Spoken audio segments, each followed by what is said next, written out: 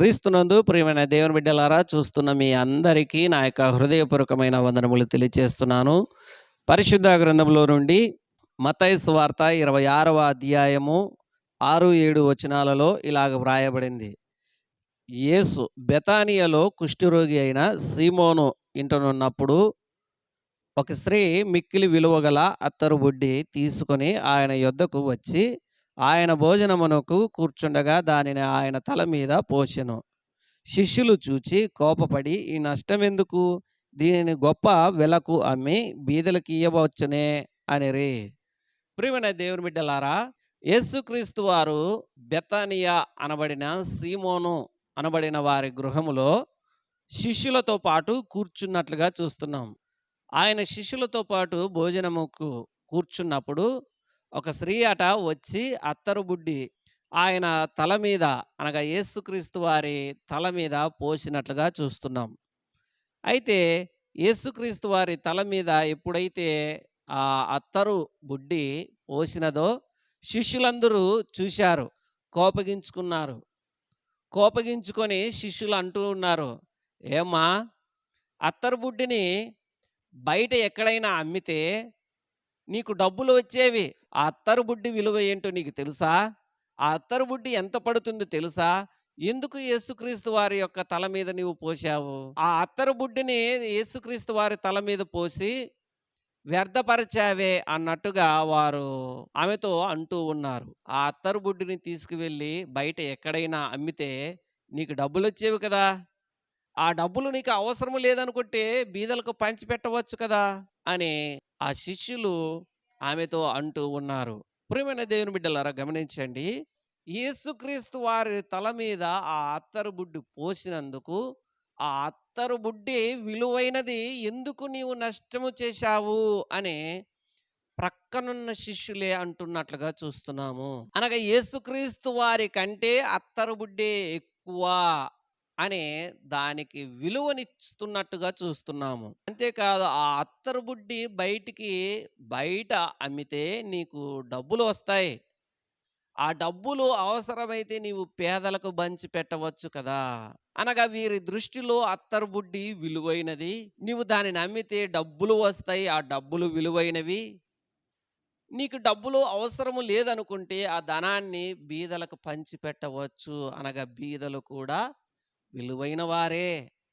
నీకు అవసరం లేదనుకుంటే నీ పేరు కోసమో ప్రఖ్యాత కోసమో బీదలకు సహాయం చేయవచ్చు కదా అని వీరు బీదలకును అత్తరు బుడ్డికిని అలాగే ధనానికి విలువ ఇచ్చినట్టుగా చూస్తున్నాం. అయితే యేసుక్రీస్తు వారు అంటున్నారు, బీదలు ఎల్లప్పుడూ మీతో పాటే ఉంటారు. వారికి ఎప్పుడైనా నీవు సాయం చేయవచ్చు. అయితే ఇప్పుడు చేయవలసినది ఏమిటి అంటే, ఈమె ఇదిగో నా మరణాన్ని గుర్తెరిగినది. నా భూస్థాపన నిమిత్తము ఈమె అత్తరు బుడ్డిని తెచ్చి నా తల మీద అత్తరును పోసినది.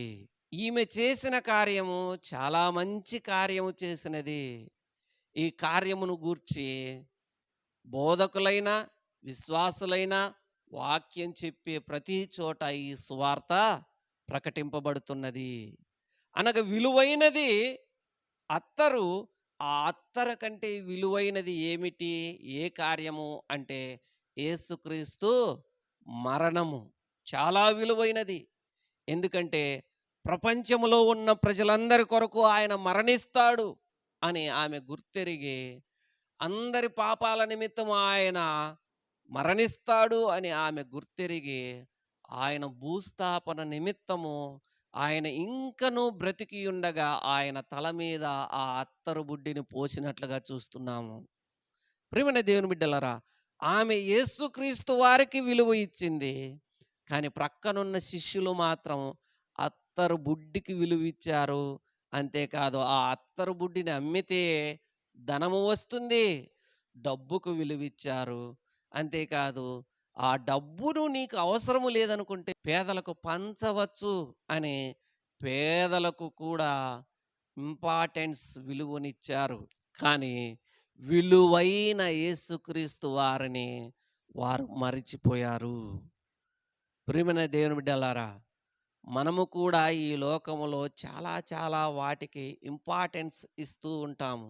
అనగా విలువలను ఇస్తూ ఉంటాము. నీవు నేను దేనికి విలువిస్తాము?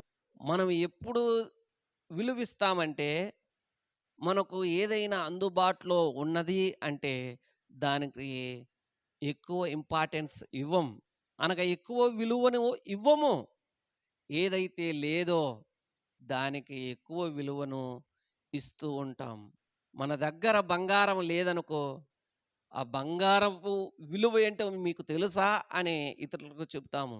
లేక ఎవరికైనా తల్లి కానీ, తండ్రి కానీ చనిపోయాడనుకో, అప్పుడు వారి విలువ గుర్తొచ్చి, మా నాన్న ఉంటే అలా చేసేవాడు, మా అమ్మ ఉంటే ఇలా చేసేవాడు, మా అన్న ఉంటే, మా తమ్ముడు ఉంటే అని వారికి కోల్పోయిన తర్వాత వారి విలువ గుర్తెరిగి వారికి విలువనిస్తూ ఉంటాం. అయితే ఏమైనా ప్రయోజనం ఉన్నదా అంటే ఏమీ లేదు. మరణించిన వారిని గుర్తు చేసుకొని నీవు ఎన్ని రకాలుగా వారి సంతోషం కొరకు చేస్తూ ఉండవచ్చు. అయితే అది నీ సంతోషం కోసమే గాని వారి సంతోషం కోసమైతే కానే కాదు అని పరిశుద్ధ గ్రంథం తెలియజేస్తుంది. ఉదాహరణకు ఒక తండ్రి మరణించిన, తల్లి మరణించిన, అన్నదమ్ముడు ఎవరైనా మరణించిన వారి కొరకు వారి జ్ఞాపకార్థ కూడికలో బిర్యానీ పెట్టిన, బచ్చాలు పెట్టిన, నువ్వు ఏది పెట్టినా, అన్నదానము చేసిన, అనాథలకు వస్త్రదానము చేసిన, పోయిన వారు వచ్చిన పేరు మీద మా వారు ఇలా చేశారు, అలా ఎవ్వరు గాని సంతోషపడరు. వారు ఉన్నప్పుడే వారి విలువను గుర్తెరిగి వారిని గౌరవించాలి. వారి కొరకు ప్రయాసపడాలి. అంతేకాని వారు పోయిన తర్వాత వారి విలువను గుర్తెరిగి అలా ఇలా చేస్తే ఏ లాభం లేదు. అలాగే ప్రక్కనున్న శిష్యులు కూడా యేసుక్రీస్తు వారు ఇంకా వారి మధ్య ఉండకనే యేసుక్రీస్తు వారి యొక్క విలువను తెలుసుకోలేకపోయారు. అయితే ఒక స్త్రీ వచ్చినది.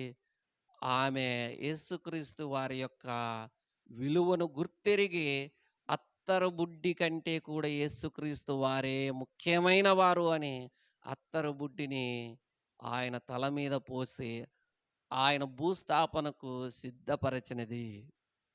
ప్రియమైన దేవుని బిడ్డలారా, ఎవరైనా మరణించారంటే మరణించిన తర్వాత ఆ శవం స్మెల్ రాకూడదని అత్తరును ఆ శవానికి పోస్తూ ఉంటారు. అంతేకాదు, మనం ఎక్కడైనా అకేషన్‌కు ఏదైనా ప్రోగ్రామ్‌కు వెళ్ళే సమయంలో బ్యాడ్ స్మెల్ రాకుండా ఆ అత్తరు వాసనను అక్కడ ఇక్కడ స్ప్రే చేసుకొని వెళ్తూ ఉంటాం. మంచి సువాసన రావటానికి మనం వాడుతూ ఉంటాము. అయితే యేసుక్రీస్తు వారిని కూడా ఆయన ప్రపంచ మానవాళి కొరకు మరణిస్తున్నాడు అని, ప్రపంచ మానవాళి పాపముల నిమిత్తము ఆయన మరణిస్తున్నాడు అని ఆమె గుర్తెరిగి ముందుగానే యేసుక్రీస్తు వారి యొక్క తల మీదే ఆమె అత్తరును పోసినట్లుగా చూస్తున్నాము. మనము కూడా విలువైన వాటికి ఏదైతే అవసరమో వాటికి విలువనిచ్చే వారిగా ఉండాలని ప్రభువైన యేసుక్రీస్తు వారు సెలవిస్తూ ఉన్నారు. ప్రియమైన దేవుని బిడ్డలారా, మనము దేనికి ఇంపార్టెన్స్ ఇస్తున్నామో ఒక్కసారి ఆలోచన చేసుకుందాం. దేవుడు కొద్ది వాక్యాన్ని దీవించి ఆశీర్వదించును గాక. ఆమేన్. ప్రియమైన దేవుని బిడ్డలారా, ముఖ్య గమనిక, మహారాజు మినిస్ట్రీస్ అనే ఈ యూట్యూబ్ ఛానల్ను లైక్ చేయండి, షేర్ చేయండి, సబ్స్క్రైబ్ చేయండి. అనేకులకు ఈ పరిచర్యను మీరు పరిచయం చేయండి. యేసుక్రీస్తు నామములో మీకందరికీ నా యొక్క శుభములు తెలియజేస్తున్నాను. ఆమేన్.